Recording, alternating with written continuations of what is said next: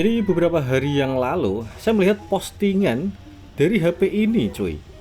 Dan harganya murah banget, hanya 2 jutaan. Karena penasaran, langsung saya beli. Dan kalian tahu ini HP apa? Ini produk Oppo. Ya statusnya hampir flagship lah. Namanya Oppo Reno 8 Pro 5G. Dikeluarkan oleh Oppo pada tahun 2022 akhir dengan bandrol harga yang pada saat itu menyentuh 10 juta guys. Dari yang tadinya 10 juta, sekarang hanya 2 jutaan saja. Bentar, jangan kaget dulu, karena HP ini ada minusnya coy. Meskipun menurut saya minusnya hanya minus minor ya. Yang pertama, ada beberapa lecet pada bagian bezelnya. Di dekat lubang port charger, catnya ngelupas sedikit coy. Dan juga terdapat lecet di dekat tombol power. Untuk minus lecet seperti ini, saya rasa masih wajar ya. Karena pemakaian HP ini sudah 3 tahun coy. Dan itu bukan waktu yang sebentar ya. Yang umurnya beberapa bulan saja sudah banyak yang seperti ini. Apalagi HP ini bertahun-tahun, dari tahun 2022 sampai tahun 2025 cuy. Jadi itu tadi, minus yang pertama dari HP ini adalah terdapat beberapa titik lecet di bagian frame. Iya, kalian gak salah dengar, itu baru minus pertama. Dan ada minus lagi selain hal itu. Dan sebelum saya lanjut, saya mau jelasin HP ini sebentar, terutama pada layarnya. HP ini menggunakan panel layar AMOLED dengan bezel yang tipis banget. Gila, mantap sih ini. Di tahun 2022 nggak ada yang setipis ini bezelnya. Bezelnya hampir presisi di semua sisi. Dan ini dia minus kedua, yaitu layarnya shadow. Bisa kalian lihat ya, terdapat shadow gambar. Saya nggak tahu ini gambar apa. Yang pasti cukup kelihatan ketika background berwarna putih. Dan satu lagi, ada shadow tipis di bagian bawah, seperti gambar icon dan tulisan coy. Lalu solusinya gimana bang? Gampang banget, tinggal aktifkan dark mode atau mode malam. Jadi nggak kelihatan semua shadownya. Serius, mantep banget. Karena shadow hanya terlihat pada background warna putih saja. Sebenarnya penyakit ini sudah sering terjadi. Dan kasusnya banyak banget. Apalagi kalau sudah dipakai beberapa tahun ya. Panel dengan teknologi AMOLED pasti akan shadow. Kalau untuk minus seperti ini sih masih bisa ditoleransi ya.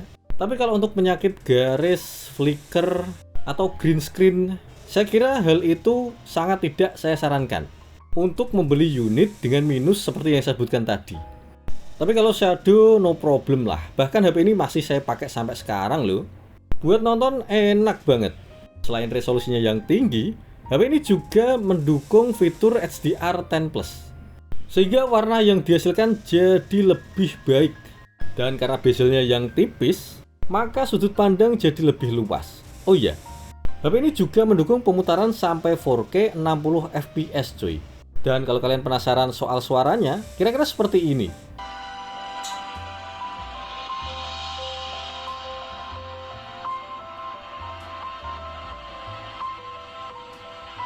Sudah, hanya itu saja minusnya. Lecet minor dan juga ada shadow pada layarnya. Oke, sekarang kita beralih ke dapur pacu. HP ini menggunakan chipset yang cukup gahar. Chipset terbaik MediaTek pada saat itu, Dimensity 8100 Ultra. Ini chipset gahar banget coy. Untuk multitask, gaming, editing lancar jaya. Sayangnya untuk suhunya masih cenderung tinggi ya, gampang anget coy. Untuk skor Antutunya sampai 800 ribuan. Chipset terbaik dipadukan dengan OS yang matang dan disempurnakan dengan refresh rate yang sampai 120 Hz. Menariknya, refresh rate bisa disetting per aplikasi. Serius, ini nggak ada obat sih. Apalagi harganya hanya 2 jutaan cuy. Bagi kalian yang berminat, silahkan cek link di kolom komentar ya. Atau kalau mau tanya, bisa tinggalkan di kolom komentar. Bagi kalian yang belum subscribe, subscribe dulu nggak sih? Biar saya tambah semangat ngontennya cuy. Oh iya, sedikit cerita guys. Beberapa hari saya memakai HP ini, keluhan saya hanya satu. Jadi saat saya menggunakan HP ini dengan settingan refresh rate tertinggi 120 Hz, Baterainya cukup boros guys, nggak kuat seharian, paling pagi sampai sore ngecas lagi. Apa karena kapasitasnya yang hanya 4500 mAh ya? So far no problem lah, karena pengecasan dayanya juga cepet guys. Menggunakan charger dengan kapasitas 30 watt hanya butuh waktu sejam. Dan ini dia bagian yang paling saya suka adalah kameranya. Kita bahas desain dulu nih, desainnya mantep banget. Jadi dibikin menonjol dan menyatu dengan backdoor atau tutup belakang. Jadi backdoornya melengkung cuy. Dan HP ini memiliki teknologi Mary Silicon ya. Jadi Mary Silicon X itu apa? Silahkan kalian baca sendiri.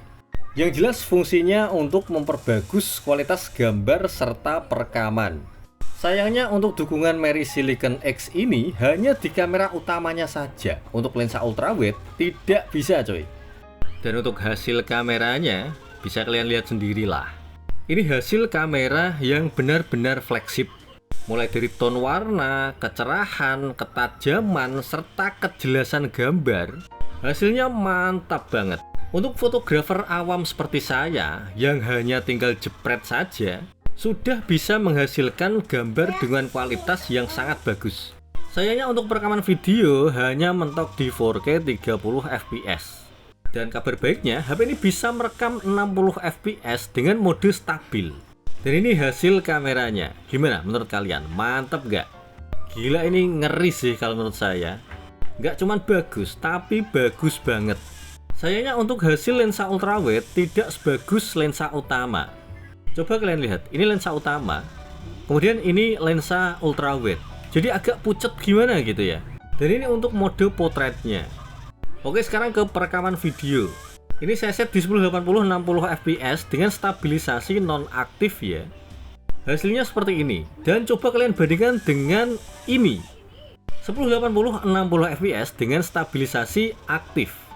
Hasilnya jauh banget, mantap. Kemudian ini perekaman menggunakan mode ultrawide. Kualitas gambarnya tidak sebagus lensa utama, tapi masih tetap stabil coy, mantap banget. Lalu bagaimana untuk hasil kamera depannya? Ya kira-kira seperti inilah. Saya tidak bisa mengatakan ini bagus ya. Jadi menurut saya warnanya agak pucat coy. Saturasi kurang. Kemudian tingkat stabilisasi juga biasa aja. Kalau menurut kalian gimana?